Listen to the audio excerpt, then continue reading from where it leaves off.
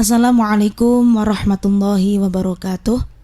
Alhamdulillah, alhamdulillahilladzi arsala rasulahu bil huda wa dinil haqq liyudhhirahu 'alad dini kullihi syahida wa mubasysyiran wa nadhira wa da'iyan ila Allah bi idnihi wa sirajan munira.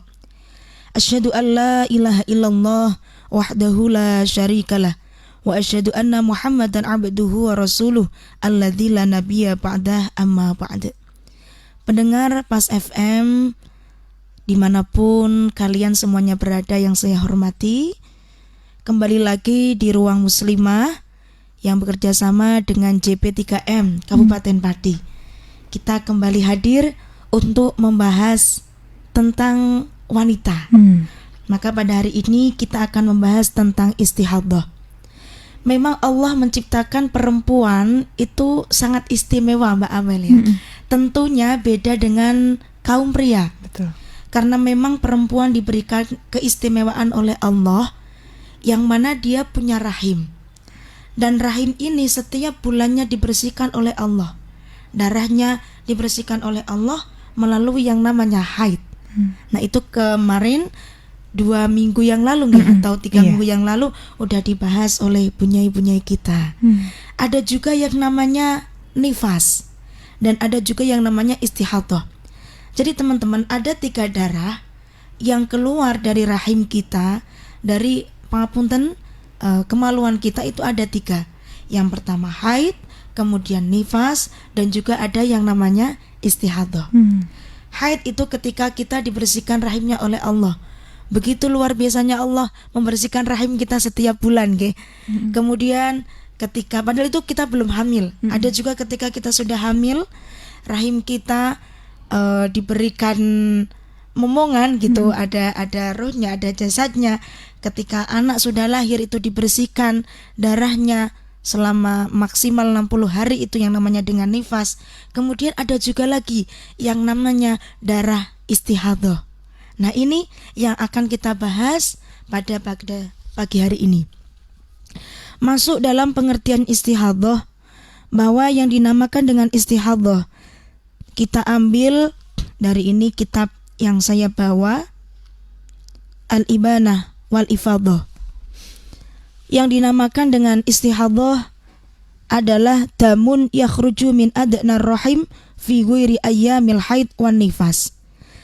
Jadi setiap darah yang keluar dari rahim bawah di luar hari haid dan nifas, itu namanya darah istihadhah.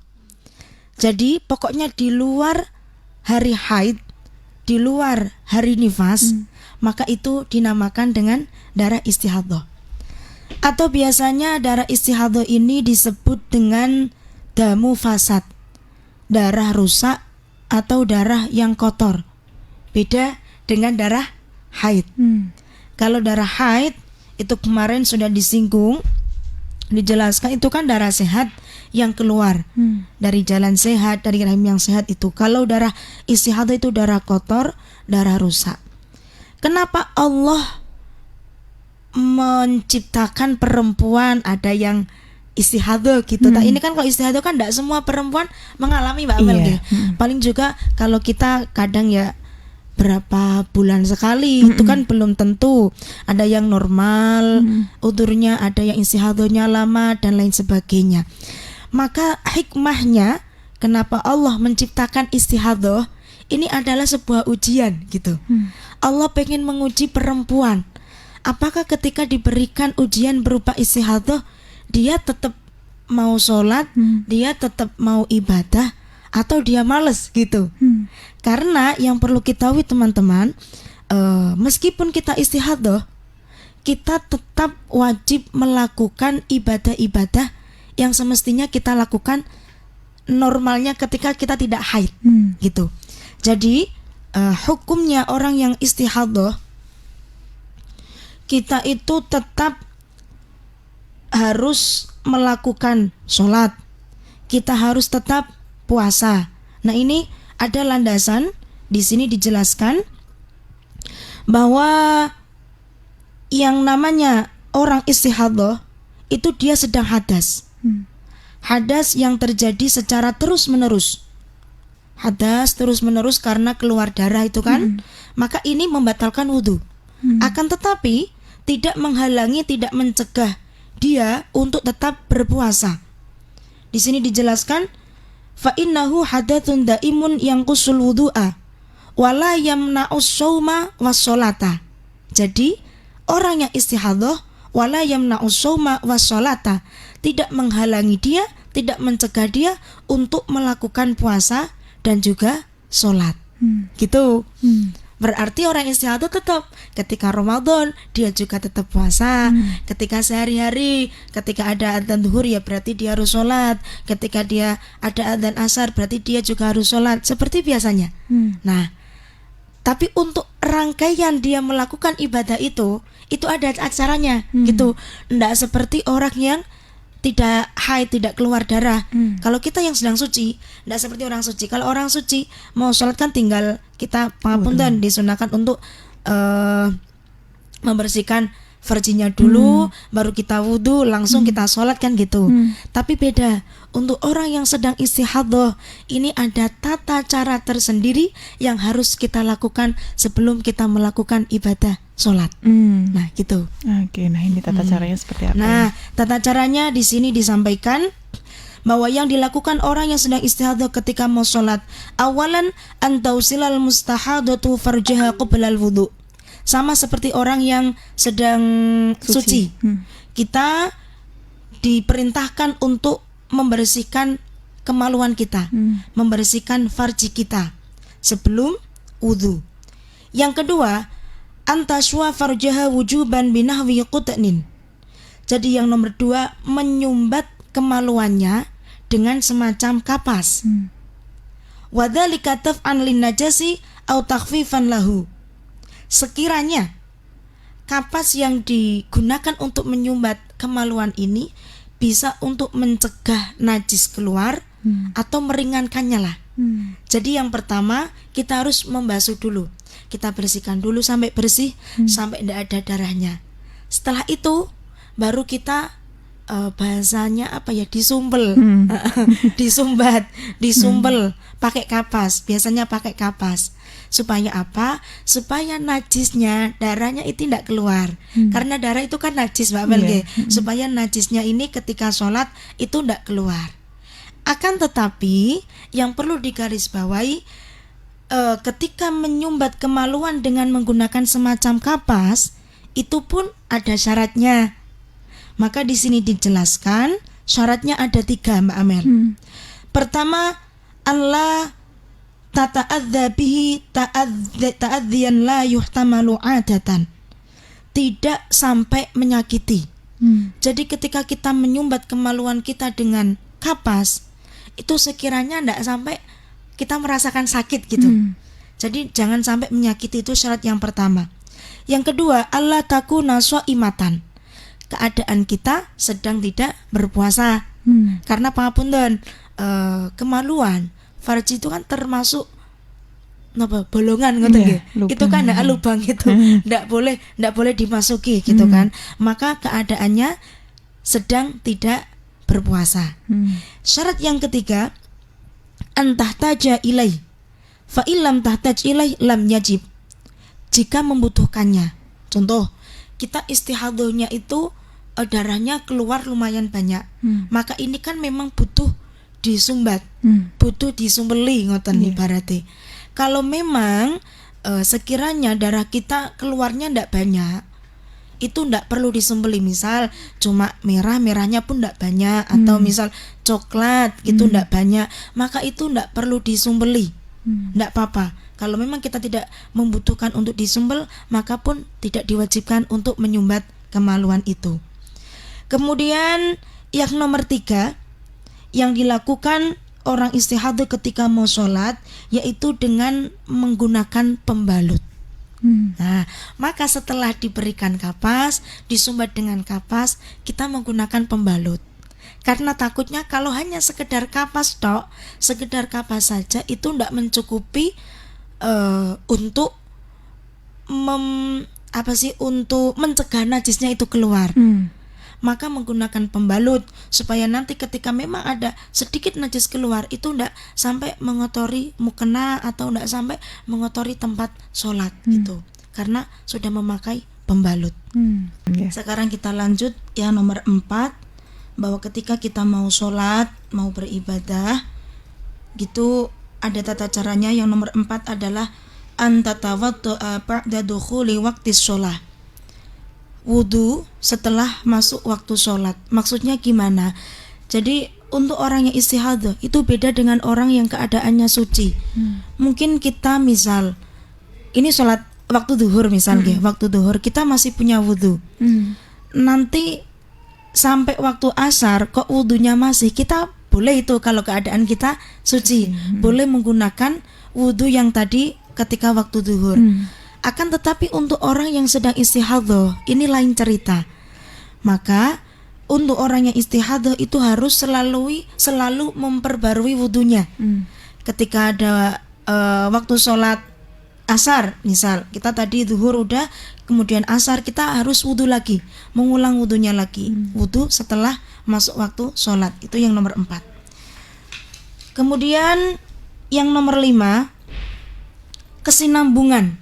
Tidak ada jeda antara satu dengan yang lain dan wajib disegerakan atau cepat-cepat. Nah, jadi antara syarat yang pertama, kedua, ketiga ini tidak boleh dijeda lama gitu. Harus langsung. Pertama tadi membersihkan farji, membersihkan kemaluan, itu tidak boleh disambi apa dulu, tidak boleh. Langsung disumbat dengan kapas.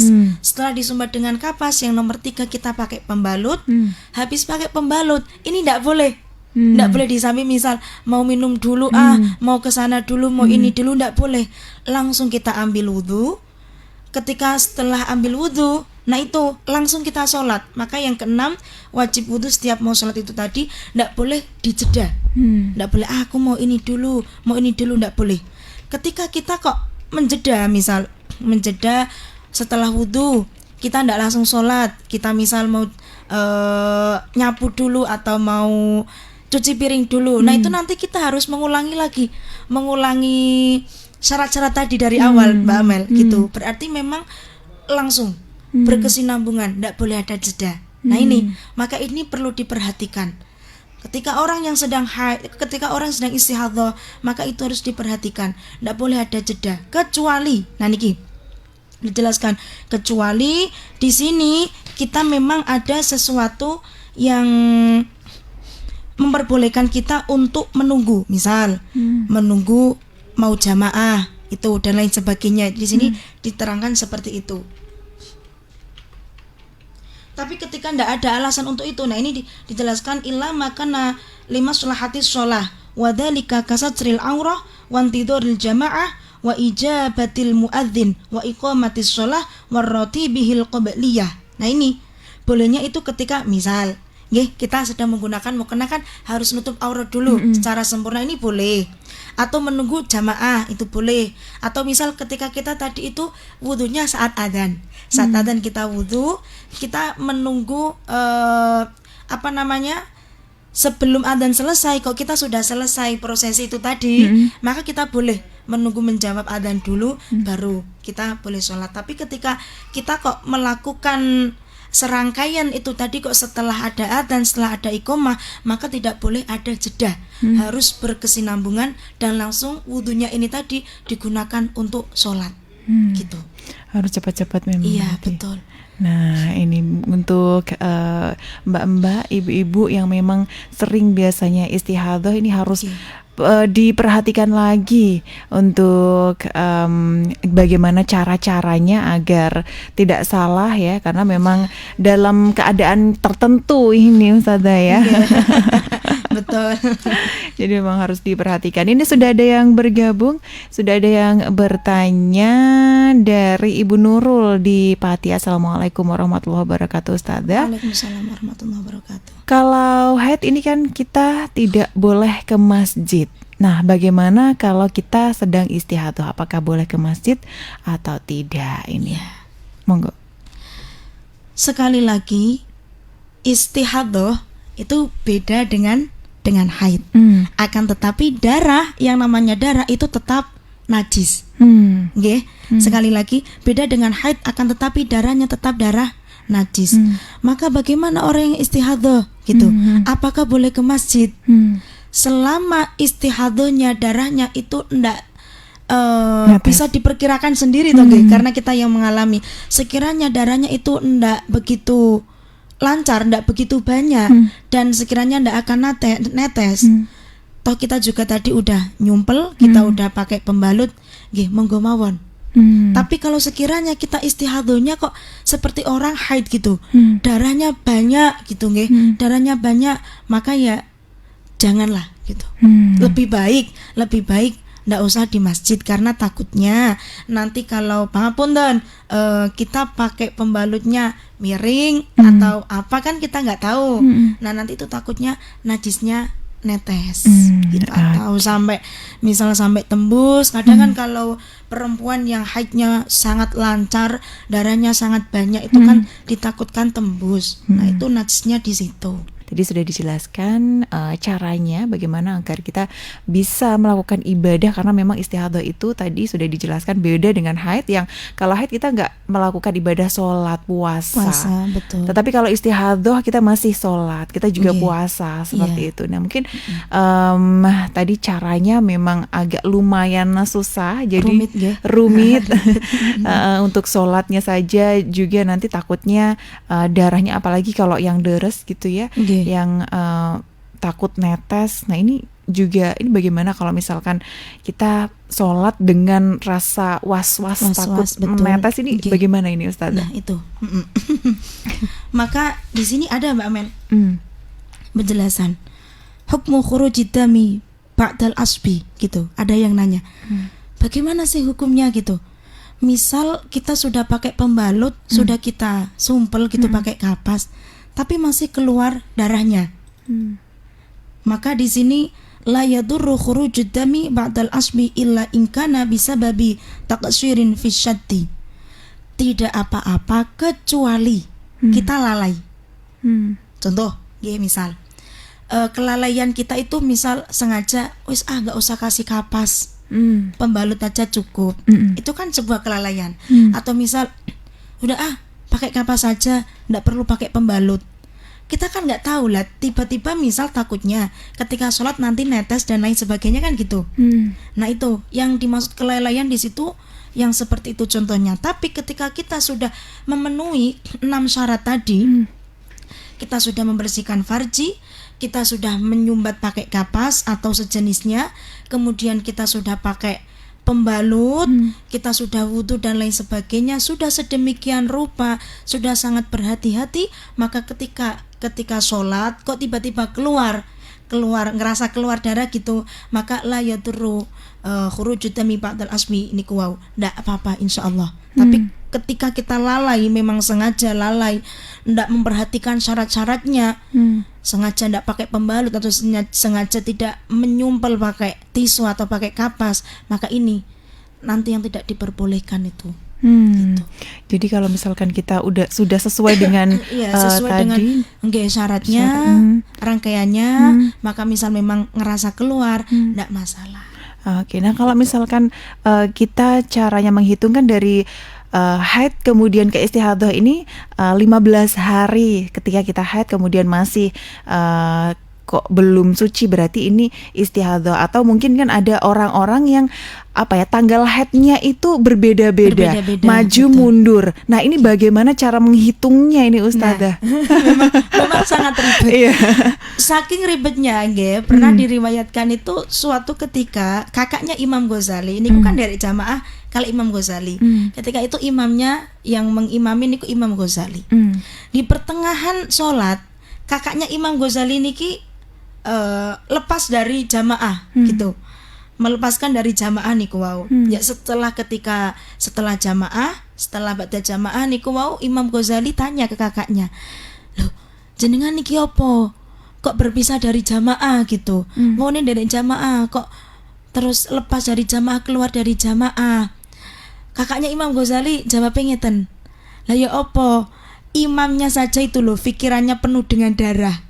Maksudnya apa? Di situ ketika ngimami Imam Ghazali niku memikirkan tentang haid, tentang istihadhah, karena beliau kan memang ilmunya luar biasa nggih. Niku memikirkan tentang ilmu ini aja niku saking rumitnya gitu. Ngantos ada riwayat seperti itu tadi. Nah, maka untuk mengetahui orang ini nanti dihitung haid berapa hari, istihadhah berapa hari, itu nggak semudah yang kita bayangkan. Pangapunten sangat. Karena rata-rata kita menghukumi contoh seperti ini. Kita udur, kita haid, keluar darah, misal kita keluar darah 18 hari. Rata-rata menghukuminya 15 hari haid, kemudian 3 hari istihadhah. Karena dengan dalil bahwa maksimal darah keluar itu 15 hari, maka setelah 15 hari kok masih keluar darah, itu dinamakan dengan darah istihadhah. Akan tetapi keadaan setiap perempuan itu berbeda, Mbak Amel. Maka tidak bisa langsung dihukumi sama rata seperti itu. Nah, misal apakah orang yang seperti ini tadi udah pernah haid apa baru pertama haid?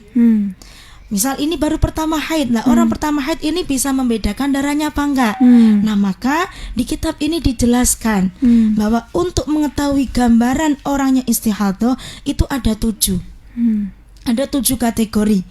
Yang pertama al-mubtadi'ah al-mumayyizah. Jadi ada mubtadi'ah, mu'tadah, sama mutahayyirah. Sekali lagi ada 3 nggih.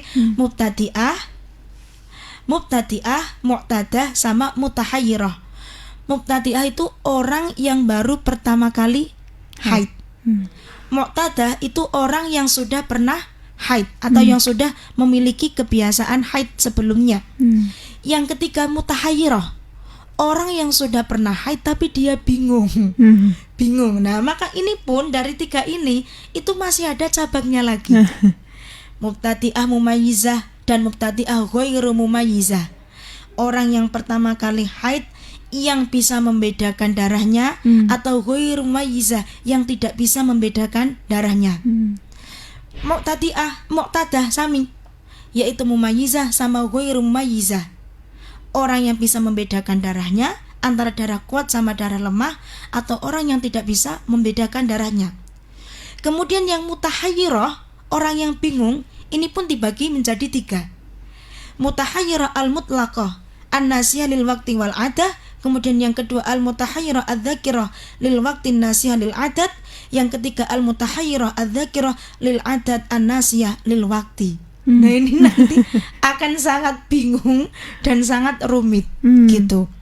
Maka ndak bisa kayak tadi dihukumi, oh saya ini keluar darah 20 hari, berarti kamu haidnya itu 15 hari, setelahnya berarti dihitung istihadhah.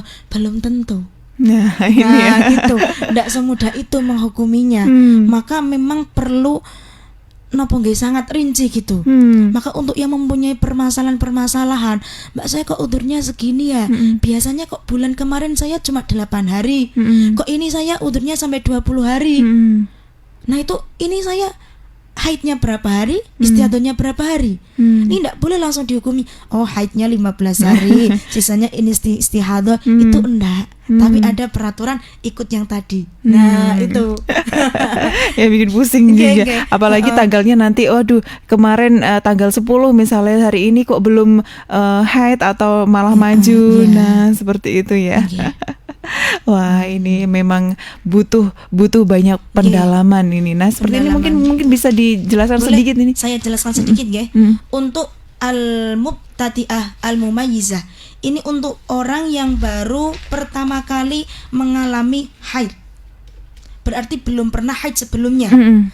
Ketika baru pertama kali mengalami haid, kok tiba-tiba gitu langsung 20 hari gitu kan. Nah, ini kan perlu penjelasan. Maka yang dimaksud al-mubtadi'ah al-mumayyizah, al-mubtadi'ah adalah orang yang baru pertama kali haid. Al-mumayyizah adalah orang yang bisa membedakan mana darah kuat sama darah lemah.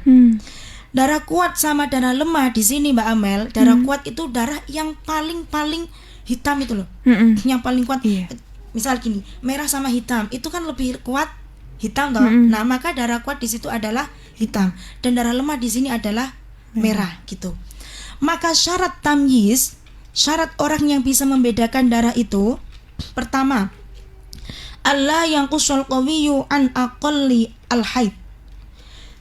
Darah kuatnya tidak boleh kurang dari 24 jam. Sekali lagi, darah kuatnya tidak boleh kurang dari 1 hari 1 malam. Darah kuat di sini berarti darah yang warna hitam. Syarat yang pertama. Syarat yang kedua, alla ya'burul qawiyyu aktsarul haid. Darah merahnya, darah merahnya itu tidak boleh, alla ya'burul qawiyyu, tidak lewat dari sebanyak-banyak haid. Berarti sebanyak-banyak haid itu kan 15 hari. Darah qawi, darah kuat, maksudnya darah kuat itu darah yang warna hitam, tidak boleh lebih dari 15 hari. Saya ulang, mohon maaf. Yang pertama, darah kuatnya itu tidak boleh kurang dari 24 jam. Berarti minimal 1 hari 1 malam. Yang nomor 2, darah kuat tidak boleh lebih dari 15 hari. Kemudian yang nomor 3, alla yanqusud dhaif an aqallit tuhri. Darah dhaif, darah lemah tidak boleh dari sedikit-sedikitnya suci. Yang nomor 4, ayyakuna dhaif mutawalian, tidak boleh putus. Darah dhaifnya, darah lemahnya ini tidak boleh putus. Ini syaratnya tamyiz atau syarat untuk bisa membedakan darah kuat sama darah lemah. Gitu. Ini baru mubtadi'ah mumayyizah. Orang yang baru pertama kali haid dan bisa membedakan darah kuat sama darah lemah. Maka orang yang model seperti ini, Mbak Amel, yang dikatakan haid yang mana? Yang dikatakan istihadah yang mana? Maka yang dikatakan haid adalah darah yang kuat. Nah, yang dikatakan ini, idza kana damul haid fa innahu damun aswadun. Yang dikatakan darah hitam itu adalah darah yang kuat. Maka yang dikatakan dengan darah yang lemah itu darah yang warnanya merah tadi. Maka ketika kita, misal saya awal haid, awal udur, gitu, misal kok ada 30 hari, 30 hari misal. 10 hari ini misal darah kuat. 10 hari darah saya keluar darah warna hitam. Berarti kan darah kuat. Ini sudah memenuhi syarat pertama, bahwa darah kuat harus tidak boleh kurang dari 24 jam. Karena 10 hari berarti kan sudah memenuhi syarat pertama. Syarat kedua, darah kuat ini tidak boleh lebih dari 15 hari. Saya cuma 10 hari, berarti sudah memenuhi syarat yang kedua. Nah, kemudian syarat yang ketiga, darah dhaif ini tidak kurang dari sedikit-sedikitnya suci. Berarti darah merahnya tidak boleh kurang dari 15 hari. Minimal kita dikatakan suci kan 15 hari, maka darah dhaif, darah merah tidak boleh kurang dari 15 hari. Tadi saya keluar darah kan, saya bilangnya berapa tadi? 10 hari. Yang darah kuat kan 10 hari. Misal yang darah merah saya itu ada 17 hari. Berarti udah memenuhi syarat yang ketiga. Dan syarat yang keempat ini tidak boleh terputus-putus. Jadi misal saya ini tadi keluar darah itu selama 27 hari tanpa terputus. 10 hari, hari 1 sampai 10 darah saya ini darah warna hitam. Berarti darah kuat warna hitam. Hari ke-11 sampai hari ke terakhir, berarti sampai hari ke-27 itu warnanya merah. Maka di sini sudah bisa memenuhi syarat tamyiz. Boleh dihukumi, bisa diambil hukum bahwa saya dikatakan haid itu cuma 10 hari dan sisanya ini adalah istihadah. Padahal haidnya cuma 10 hari saja. Iya. Gitu.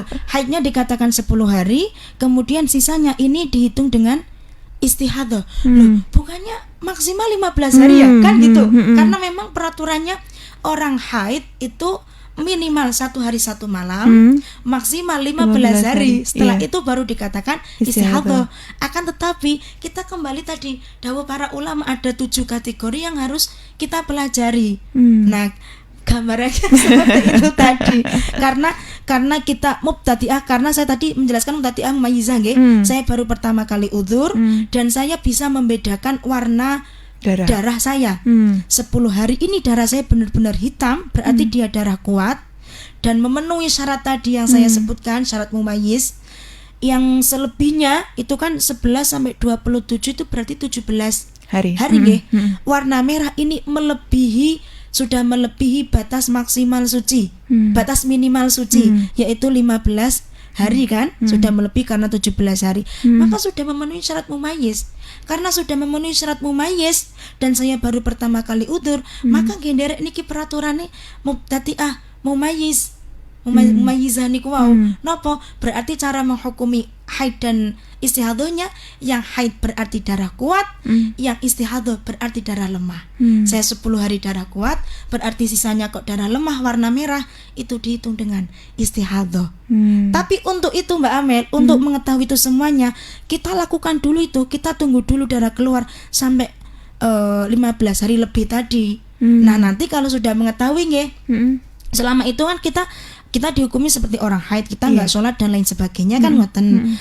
Akan tetapi ketika sudah tahu, sudah dihitung sampai haid kita selesai, ternyata kita udurnya cuma 10 hari, sisanya kita 17 hari niki wau kok ternyata istihadah, maka sholat yang kita tinggal, yang kita kira itu haid, karena kita memang harus menunggu dulu, itu wajib diqadha.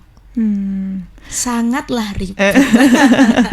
Gitu, memang harus dipelajari satu persatu. Iya, nah ini menarik sekali ya.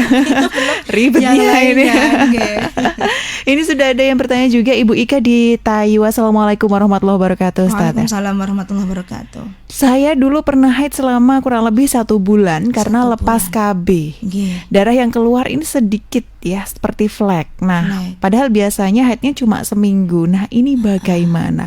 Oke Bu Ika, sabar dulu, kita jeda dulu ya. Untuk Anda mitra Pas yang ingin bergabung, yang ingin bertanya juga masih kami tunggu. Anda bisa WA di 085 277 999 101, teleponnya di 0295 385 877, atau Anda bisa bertanya di kolom komentar live fanpage kami Radio Pas FM Pati 2. Tetap ngepas di 101 FM Radio Pas Pati, saluran informasi warga Pati. Kami akan kembali. Anda masih bersama 101 FM Radio Pas Pati. Radio Pas Pati. Halo Sobat Mitra.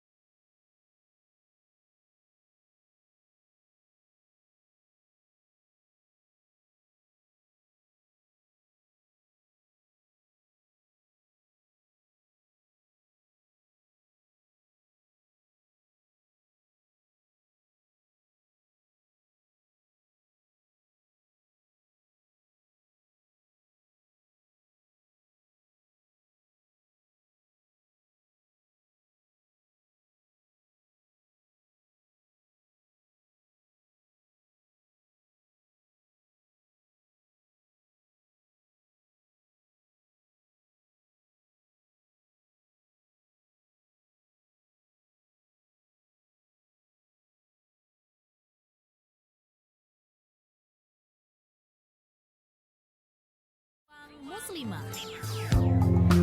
Masih di Ruang Muslimah kerjasama Radio Pas FM Pati dengan JP3M, Jamiah Perempuan Pengasuh Pesantren dan Mubalighah. Dan pagi hari ini kita masih membahas mengenai istighatsah bersama dengan Ustazah Alif Sylvia Mitra Pas ya. Untuk yang ingin gabung juga masih kami tunggu. Anda bisa WA di 085277999101, teleponnya di 0295385877. Dan untuk yang tadi ada Ibu Ika di Tayu, ini dulu pernah haid 1 bulan, hampir 1 bulan karena lepas KB. Karena memang kalau lepas KB kadang ada situasi yang seperti itu. Ngoten, iya, betul sekali. Nah, ini keluarnya juga sedikit-sedikit flek-flek seperti itu. Nah, kalau biasanya padahal cuma seminggu saja untuk haidnya. Ini bagaimana ini Ustazah? Maka Bu Ika ini dinamakan mu'tadah. Mu'tadah berarti orang yang sudah pernah mengalami haid, sudah punya kebiasaan haid sebelumnya. Nah, mu'tadah tadi dibagi 2, mumayyizah sama ghairul mumayyizah. Dari ceritanya Bu Ika, untuk memenuhi syarat mumayyizah itu belum terpenuhi, karena beliau bercerita darah yang keluar tidak ada warna hitam, tidak ada warna merah, maksudnya tidak bisa dibedakan mana darah kuat sama darah lemah. Maka sudah gugur, tidak bisa memenuhi syarat mumayyizah.